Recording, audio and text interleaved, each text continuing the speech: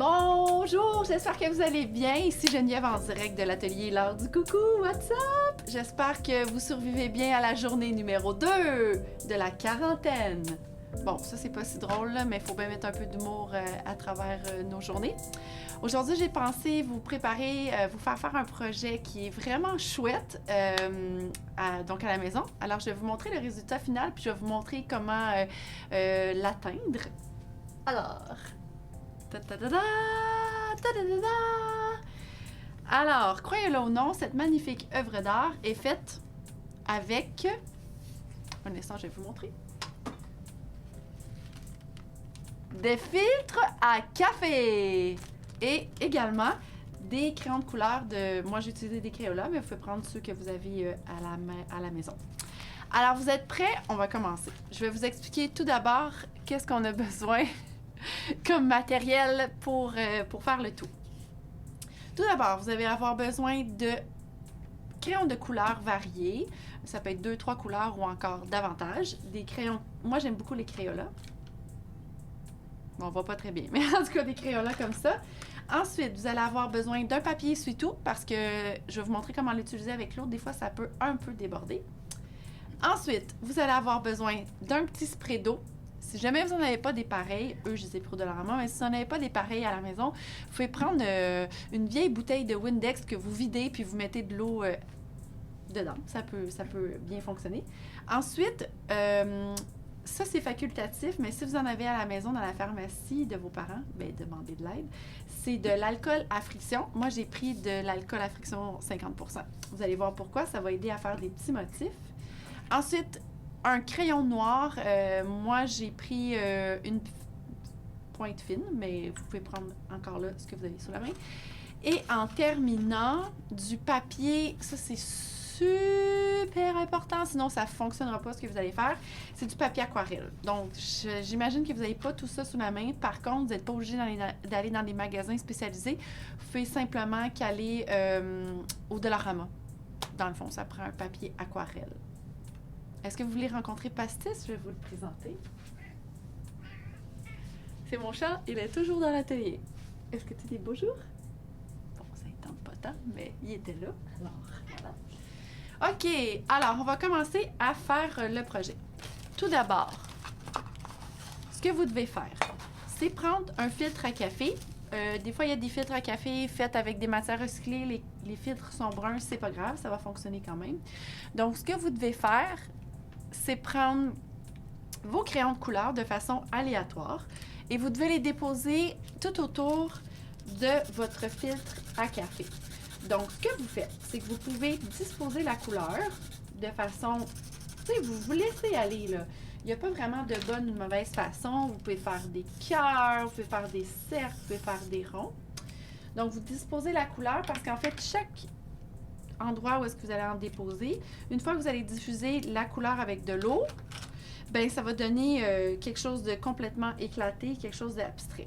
Donc, ça, c'est un exemple, mais je vais vous montrer en façon accélérée. Je vous en ai préparé un qui était déjà fait pour les besoins de la cause. Alors, c'est la même chose. J'ai vraiment pris soin d'aller déposer mes couleurs préférées partout sur le café filtre, le papier à café filtre. Ensuite, vous devez prendre le papier aquarelle. Et là, ce que vous faites, c'est que c'est très important. Vous allez prendre votre petite bouteille d'eau et vous allez déposer l'endroit où vous allez fixer où est-ce que vous avez crayonné.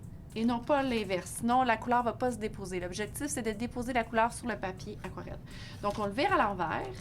Et là, vous allez tranquillement sprayer de la couleur, de l'eau plutôt, sur votre papier filtre. Et là, je ne sais pas si vous allez bien voir à la caméra. Je vais peut-être l'avancer un tout petit peu. Ce qui se passe, en fait, c'est que le papier aquarelle va boire la couleur, puis celles-ci vont fusionner ensemble. Et là, ce qui va se passer, c'est qu'ici, je ne sais pas si vous voyez bien, il y a des espèces de cellules qui ne vont pas se dissoudre, ce qui fait que ça va laisser des espaces blancs. Vous allez comprendre où est-ce que je vais en venir après.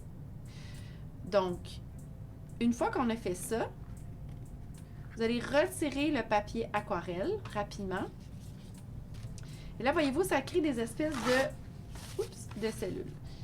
Si vous trouvez qu'il y en a trop, vous pouvez toujours éponger, comme ça ici. Et si vous avez de l'alcool à friction, il ne faut pas que je me trompe de bouteille. Alors là, ce que vous pouvez faire, c'est, voyez-vous, aller en déposer sur le papier aquarelle. Je vais vous le montrer pour que vous voyez davantage plus proche. Donc, ça crée vraiment un effet là, éclaté, comme si c'était des petits coraux, des petites particules. Donc, c'est vraiment, vraiment chouette à faire. Ensuite, là, celui-là, je vais le laisser sécher parce qu'évidemment, vous allez pouvoir... idéalement, il faut le laisser sécher. N'utilisez pas le séchoir à moins de vouloir faire un effet éclaté avec les cellules de couleur. Mais c'est ça. Ensuite, ce que je veux vous montrer, c'est que ça, c'est un exemple que j'ai fait préalablement. Donc, les espèces de cellules blanches qui sont ici, c'est avec ça où est-ce que moi, je veux inviter vos enfants ou vous-même, peu importe votre âge, à aller faire des motifs un petit peu...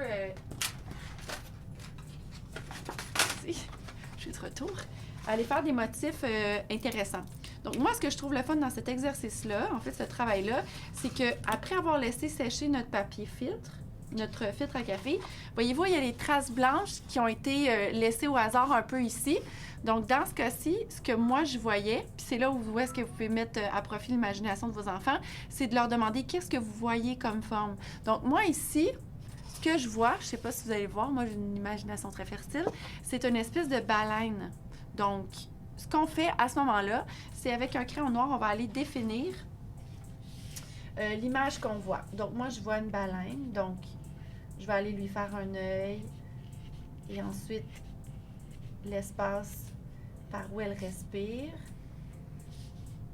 Et on va aller définir, comme on souhaite,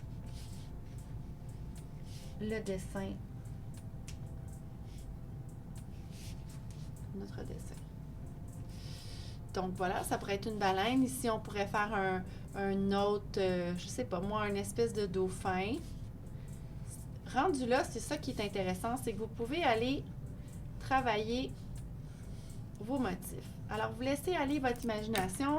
Si vous avez d'autres crayons sous la main, vous pouvez également aller faire des petits points, des étoiles, des espèces de mouvements sans trop réfléchir parce que le but, en fait, c'est d'aller laisser aller notre créativité puis d'en faire ressortir quelque chose de plus ou moins précis selon ce que le papier filtre va nous avoir donné comme résultat. Donc, ensuite, ce que vous pouvez faire en terminant, je sais c'est long, en terminant, moi j'aime toujours, surtout à l'atelier quand je donne des cours ici, j'aime vraiment mettre à profit le travail des enfants évidemment, mais j'aime bien quand l'œuvre va finir dans un endroit précis dans la chambre de l'enfant ou dans un endroit dans votre demeure. Donc, je vous invite, si possible, à aller acheter un cadre. Il peut être cher comme pas cher du tout, mais je trouve qu'une fois que l'œuvre est sèche, c'est d'aller, comme ça c'est un beau cadre que vous allez pouvoir trouver chez Ikea. Donc, c'est d'aller inviter l'enfant à signer dans le bas de l'œuvre. Puis ensuite, vous pouvez, avec un ruban à masquer, aller fixer votre papier. Et une fois que vous avez tout assemblé ça, le résultat final donne vraiment quelque chose de magnifique. À l'envers. Avec la signature de l'enfant. Donc, vous pouvez le mettre dans l'autre sens, vous pouvez le faire signer dans n'importe quel côté. Là, dans ce cas-ci, il était signé comme ça, mais vous pouvez le mettre dans n'importe quel sens. Donc, voilà, c'est vraiment simple. De l'aquarelle faite avec des crayons, un papier filtre. Et puis, amusez-vous. Les parents, vous pouvez en faire également. Vous pourriez même faire une œuvre collective, découper le rond, mettre papa, maman et les enfants, mettre ça dans un beau cadre. Regardez, même celui-là, il est déjà sèche. Je sais pas trop qu'est-ce qu'on pourrait voir, mais peut-être un petit âne ici.